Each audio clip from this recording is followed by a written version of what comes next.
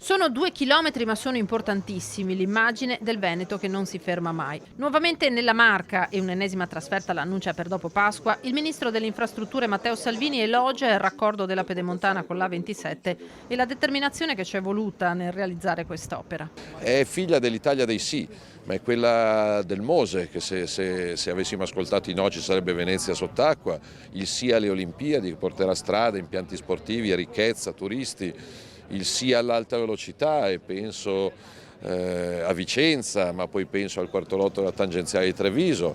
Stiamo lavorando su progettazioni e finanziamenti. Esatto, che tempistiche possiamo dare su queste opere, ministro?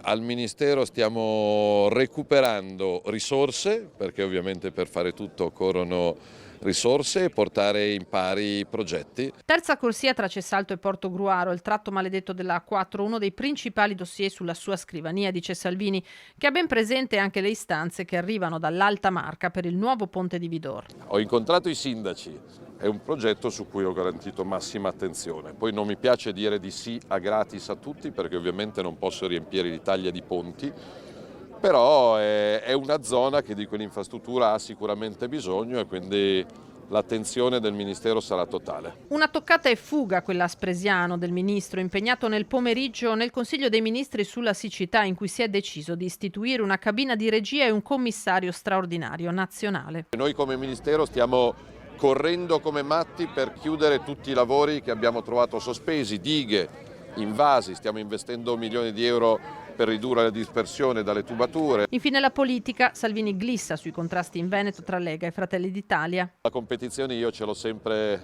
con la sinistra e con le sinistre, non dentro. Sicuramente aver vinto in Friuli Venezia Giulia con numeri così impressionanti ci dà fiducia.